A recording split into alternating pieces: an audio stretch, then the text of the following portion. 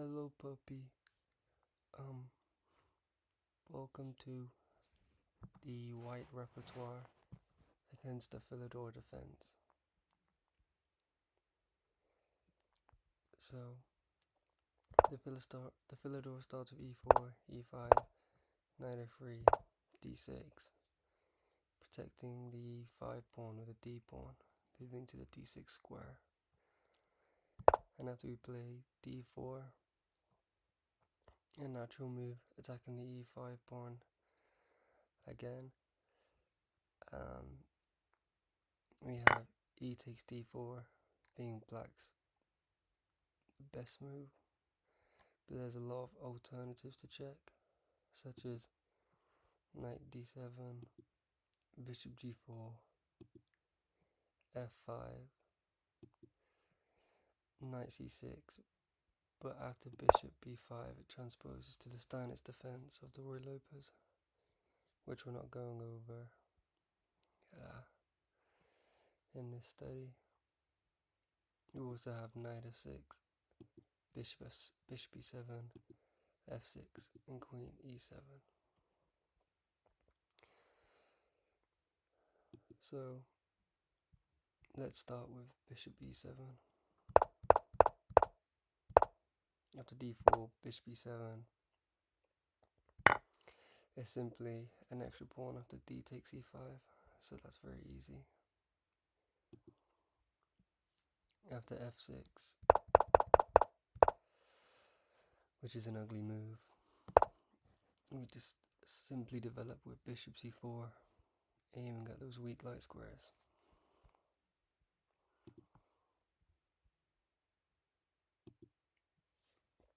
After queen e7, protecting the e5 pawn. But the problem with this move is that it cedes a lot of time. So knight c3, simple development, and if given the chance, knight d5. After the less popular knight f6, we simply develop with bishop c4. We have more pieces developed, and we have a bigger share of the center.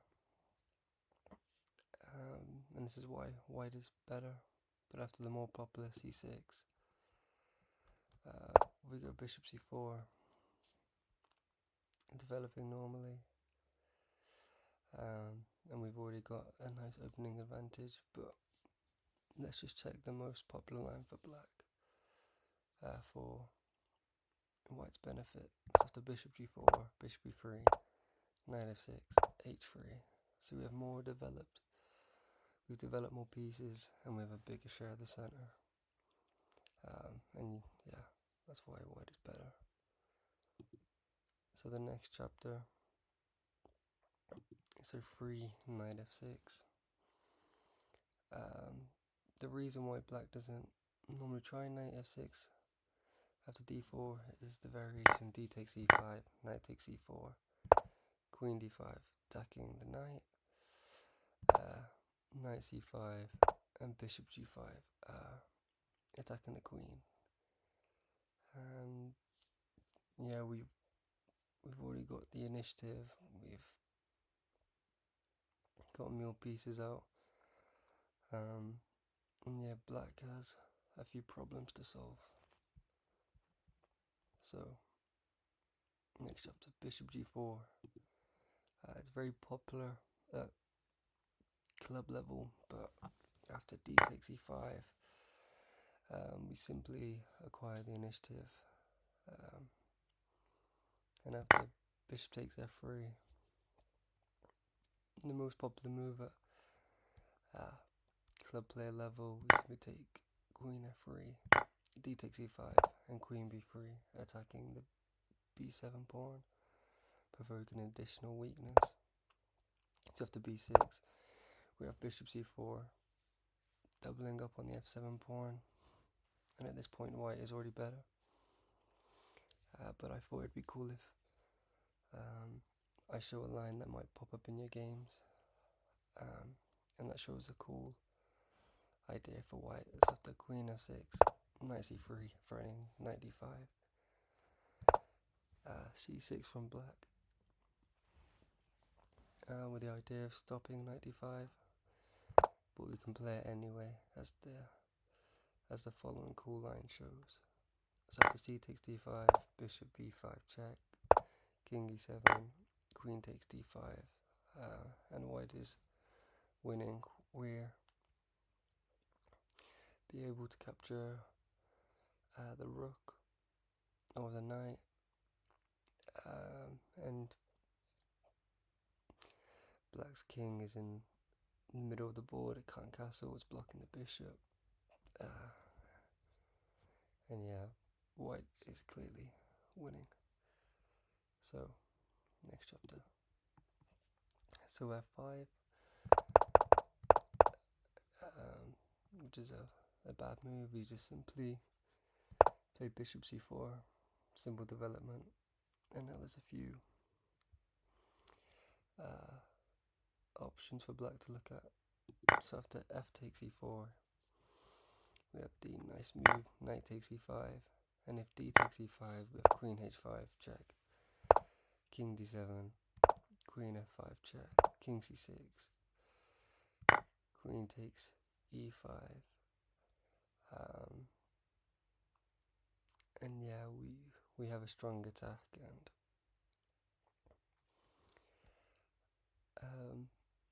black is in a lot of trouble. So instead of f takes e4, knight c6, we have bishop g5 threatening a fork, and after knight h6, d5, pushing the knight back into an inferior position, we simply play knight c3, and white is better. So after looking at those two options, the best move for white is e takes d4, and we simply have kingside castling. Taking the pawn would be slow, and black's king is wide open, and that makes castling the simplest move to make.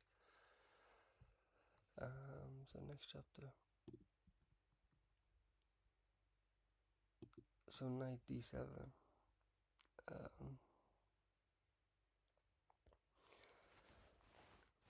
A move I've played against quite a bit. It's another move popular at club level. But yeah, we just simply develop with bishop c4. After looking at the previous chapters, hopefully it's become obvious where our pieces normally end up with the bishop on c4, knight c3, and we castle, and yeah, it's very simple. So we have a lot of options to look at. So after e takes d4, we simply have queen takes d4. It looks good for white, and we can simply develop quickly with knight c3, bishop f4, and queen side castling, and push our pawns on the king side, and create some problems for black. After bishop e7, d takes e5, knight takes e5, knight takes e5, d takes e5, queen h5.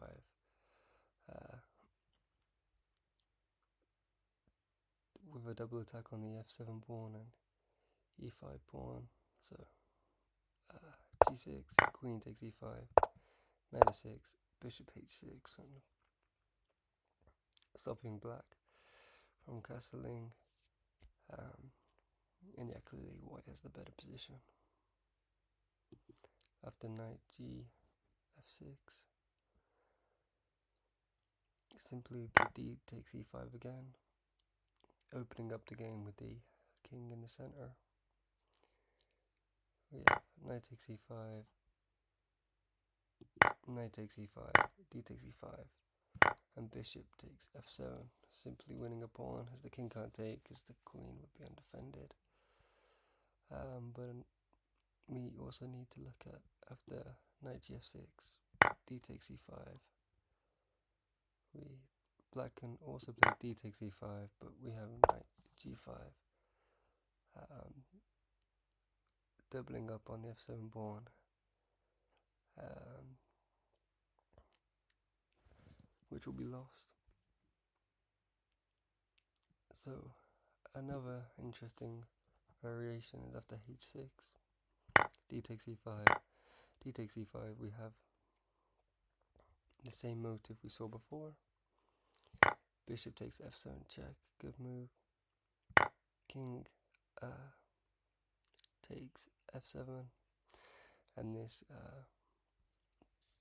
gives us a winning attack. Now this is quite a long variation, and if you don't remember it straight away, you can simply rewind the video and go through the variations again. So after king takes f7, knight takes e5 check, good move.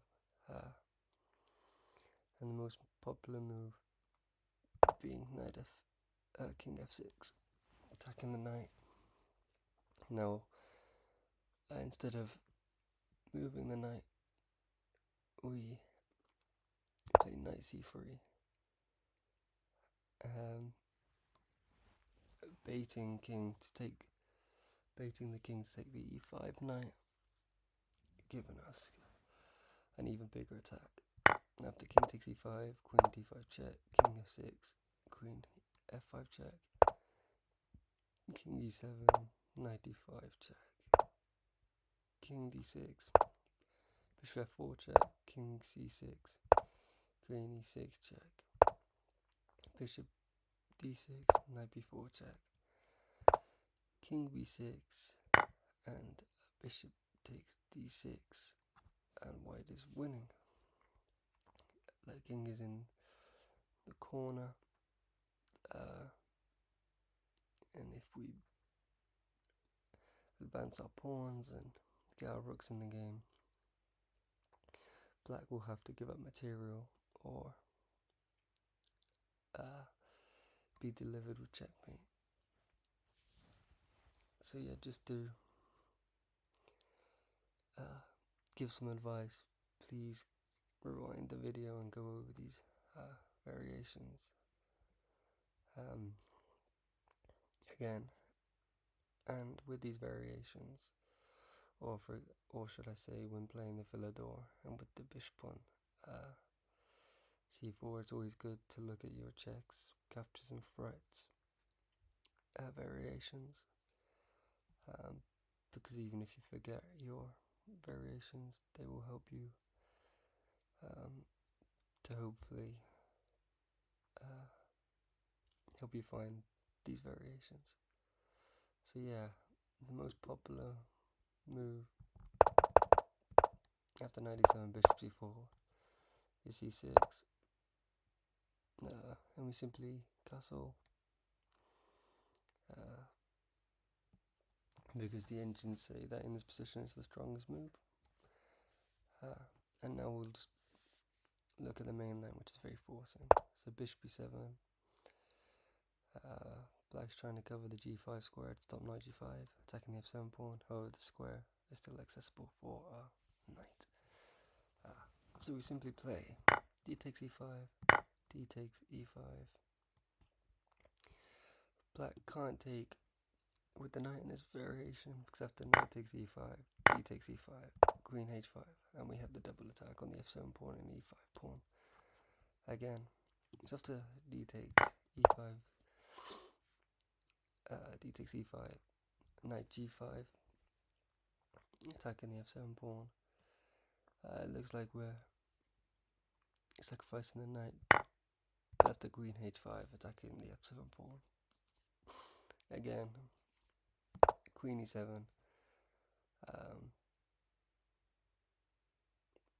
protecting the f7 pawn. We simply have queen takes g5, queen takes g5, bishop takes g5, knight gf6, and f3, defending the pawn. And we just simply have the better position. We've got the bishop pair,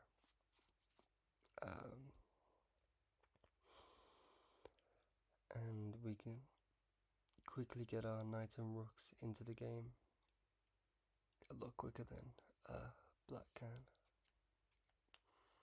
And yeah, the bishop pair will be important in the endgame. So yeah, rewind the video and go over these variations as much as you deem necessary. So after d4, black's best move is e takes d4. We simply take with a knight. In a previous variation, I believe it to be the knight d7 variation, after e takes d4, it's obviously not good to take with the queen because then black has knight c6 with tempo. But in the knight d7 variation, they did not have that option, so queen takes d4. Seemed a good move. But yeah, after knight takes d4, knight f6 is the main line, but we've got other alternatives to look at. So g6, the second most popular move. Knight c6, bishop e5, transposed to Roy Lopez Steinitz, which we're not looking at in this study. At club level, c5 is quite common, and we have bishop d7 and queen e7, which will likely transpose to knight f6 variations, so we won't be looking at 4 ... bishop e7. So after d4, e takes d4, knight takes d4, c5. The problem with this move is that it weakens the d5 square, and with knight e2, knight c6, knight bc3, knight f6, knight f4, with both our knights aiming at the weak d5 square, white is slightly better. So next chapter. So after bishop d7, after knight takes d4, developing the queenside piece and castling queenside seems like a good plan. And white is better. So next chapter. So after d4, e takes d4, knight takes d4, g6, we'll use the Yugoslav attack formation that is normally seen in the Sicilian. But the Yugoslav attack formation is knight c3, bishop e3, queen d2, queenside castle on f3. So let's show the main continuation and the Yugoslav attack formation. So knight c3, bishop g7, bishop e3, knight f6, queen d2, kingside castle, queenside castle, rook e8, f3, knight c6, and g4, expanding on the king side, which is a natural move since the position is closed and the flank that seems more appropriate to attack on is the king side. But obviously after g6, black might play might not play this line as what we've shown, but if we use the Yugoslav attack formation, after knight takes d4, g6, we should gain the better position. So let's go on the next chapter. So the main line. So after d4, e takes d4.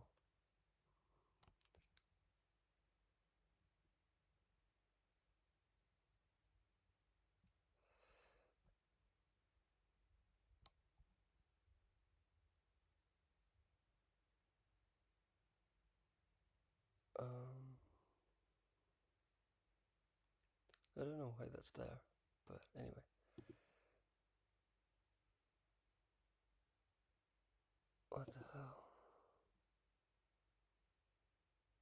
Oh, okay. That was weird. So after e takes d4, knight takes d4, knight f6, the most popular move. Um, White simply defends the e4 pawn with knight c3. Bishop e7, it's developing normally the most popular move. Black has also played g6, but the Yugoslav attack formation starting with bishop e3 would just be fine. But after bishop e7, the main line for black, we are choosing g3. So the most popular move is bishop c4, which actually seems a lot more appropriate to play, since we've been playing these oppositions a lot with the bishop on c4 instead of g2. But there's a lot more complicated lines with the with the 6 bishop c4. But I really like the 6 g3. It's the second most popular move and has the lowest loss percentage in the Lee Chess Master database. It's a recommendation from Selecki's book, which obviously you own, so you can have a look at in your own time. With the bishop on g2, it helps control the d5 square, which is where black wants to safely put the d6 pawn to unclamp his position. Most popular move is kingside castling, but we're also going to check d5. So let's check kingside castling first, since 6 d5 is a lot more complex variation. After kingside castling, bishop g2, simple development should just do fine. After kingside castling, we'll show the main line, show a few ideas what white and black employs in these type of positions. For example, rook e8, and after moving the bishop to f8, the rook is putting pressure down the semi-open e-file. H3 is an idea for is a good move for white because it prevents the knight and the light square bishop to come to g4, which could cause white problems for various reasons. And yeah, we can start expanding on the king side as well, which is obviously acceptable in a semi-closed position. But yeah, black can play c6, still trying to play d5. We're just expanding on the king side with g4. And after the pawn moves from g3 to g4, bishop f4 to g3 might seem like a good idea as well. But after d5, e takes d5, knight takes d5, knight takes d5, c takes d5, bishop f4. White has the more solid position and the more active pieces. That d5 pawn will become a problem. And yeah, when you compare white's pieces to black's pieces, especially the bishops, you can tell why the evaluation gives white to be slightly better. So in the next chapter and the last chapter, so e4, e5, knight f3, d6, d4, e takes d4, knight takes d4, knight f6, knight c3, bishop e7, g3, and d5. So we move the pawn to e5, attacking the knight and acquiring more space in the opponent's position. And now black has three choices of where they can put their knight. Knight g4 is relatively best, and the rest of the moves are easily dealt with. For example, after moving the knight to d7 and knight fd7, we have knight f5, simply attacking too many pawns, and white is better. After knight e4, knight takes e4, d takes e4, bishop g2. The pawn on e4 will be easily captured since it's very weak, and white can easily defend the e5 pawn with f4 or bishop f4, moving the back knight to f3. So yeah, white is simply better. So black's best option is knight g4, and after bishop g2, black has a few options. The main line being kingside castling. But let's look at knight takes e5, queen e2, attacking the knight, defending the knight bc6, and if we go knight takes e6, knight takes e6, knight takes d5, white is simply better. We have, the really nice light square bishop. Our knight is on the 5th rank, putting pressure on the c7 pawn. Our queen is on the e file, and yeah, white is slightly better. We also have c6, which is dubious because we simply defend the pawn with f4, and we bait black in playing g5, so you can play the killer move e6, cutting off the communication between the light square bishop and the knight on the g4 square. And if white takes the dark square bishop with the pawn on g5, we simply take with the queen, and black has a lot of problems. But black's best move after e6 is just knight takes f2, e takes f7 check, king takes f7, queen h5 check, and black is a lot worse and white is a lot better.